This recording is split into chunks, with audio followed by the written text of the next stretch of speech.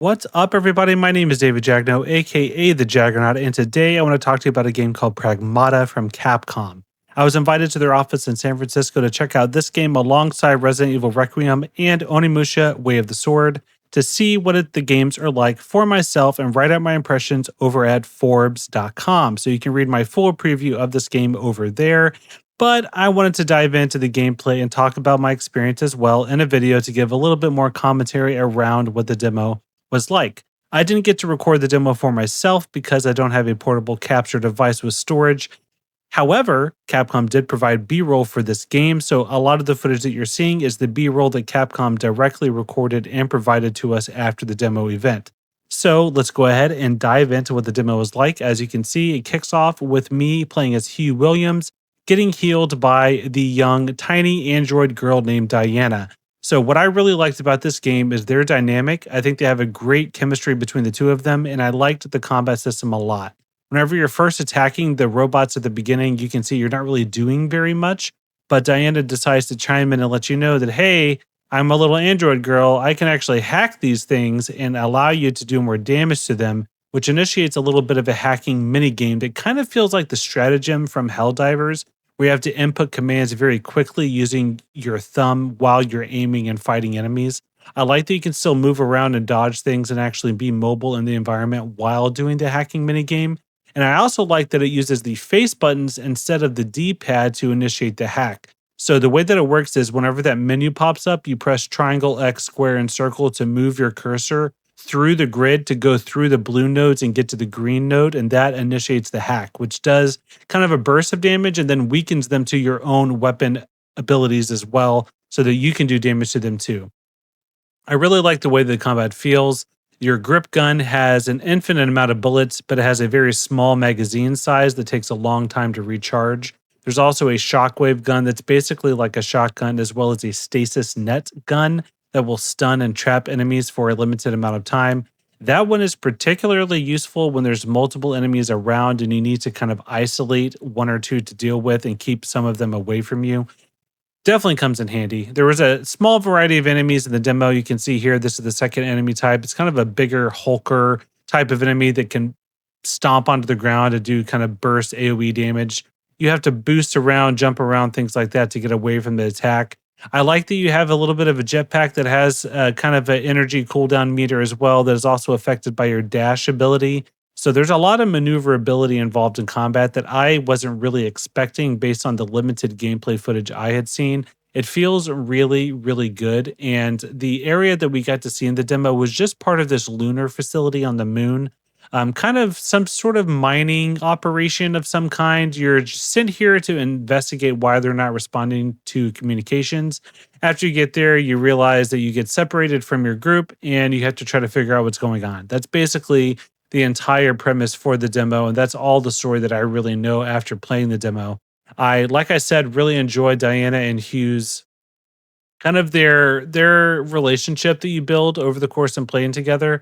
I like the juxtaposition of Hugh's kind of gritty, sort of everyman sort of persona, whereas Diana is a very naive, childlike android in the body of a small girl. I think it's a really interesting dynamic, and I like that it sort of subverts the trope of the fatherly figure and the small child companion that you see in a lot of games, like Last of Us, God of War, even games like the Star Wars Jedi Survivor games where you have a little robot companion. So now in this game, it's a robot and a small girl kind of combined into one, which I think is a clever way to initiate that trope and also subvert it a little bit. You'll see that there's other types of little mini games that you do with the hacking. It's not just navigating a grid. There's also ones where you have to sort of rotate these dials based on the different regions and nodes that you initiate in. So they're definitely finding ways to continue iterating on that hacking system to keep it fresh and interesting without being too repetitive, which I really did appreciate.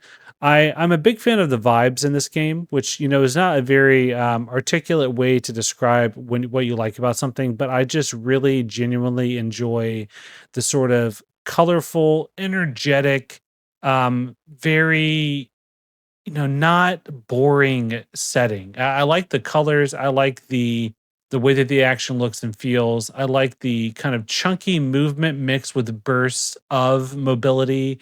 I enjoy the UI elements. I love how thematically everything really comes together in this game in a way that feels unique and explosive in a really fun way. I think they've really done a nice job of establishing that sort of visual identity and atmosphere that I don't really get from a lot of other games. I think it's a very bold and fun sci-fi aesthetic that is frankly missing from a lot of sci-fi media, at least in the gaming space that I've seen. I think the RE engine is obviously on full display here. You can tell from Diana's face, it uses a similar engine that they've used for Resident Evil and other games. I love the kind of placid, blank expression she makes to really kind of hit home the fact that, hey, this is an android, even though she looks like a little girl. It's still an android. You know, don't get it confused. You know, this is it might look like a little girl, but it's definitely an android. She has that sort of robotic texture to her face a little bit.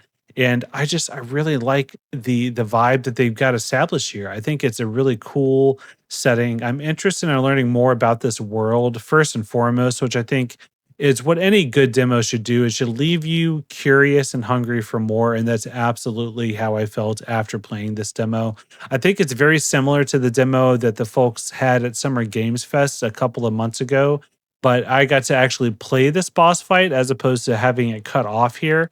So we're going to dive into the boss fight now. It was a lot faster paced than a lot of the other enemies, and I really did have to use all of the items at my disposal to get through this battle and actually succeed. So I thought that was a fun implementation of all the different mechanics I had learned up to this point, having to dodge, having to jump, having to switch weapons, having to hack, having to find the weak points, having to utilize all those different mechanics in a really fun, fast paced way, which I think any good boss fight should do.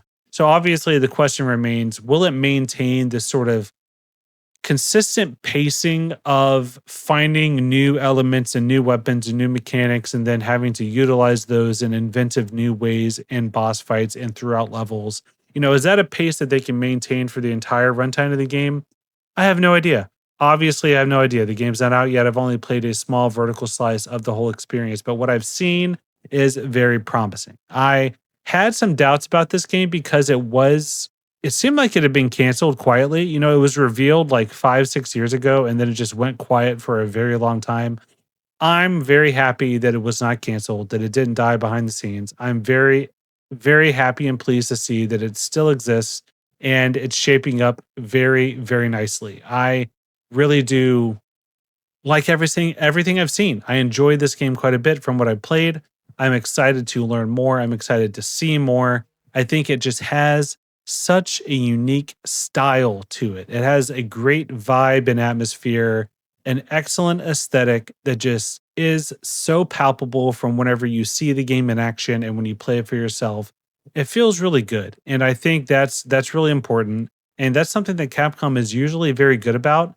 It has this sort of, you know, quirkiness to it that Capcom is really well known for, what they do so well. I think I'm really excited to see how Diana is going to evolve over the course of the game and see how she, you know, will really evolve her personality. She's such a quirky character that adds a lot of levity to, frankly, a setting and a situation that could very easily just be super grimdark and serious, like a lot of these sci-fi games tend to be.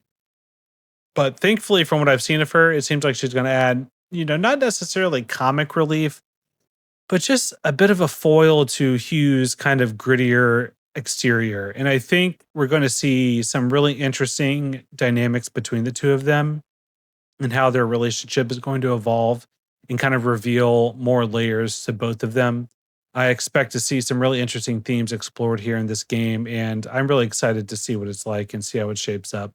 So let me know if you have any questions about Pragmata. Let me know if you are also excited for this game down in the comments below. Make sure you check out my other videos and other Forbes articles for previews of this game, as well as Resident Evil Requiem and Onimusha Way of the Sword.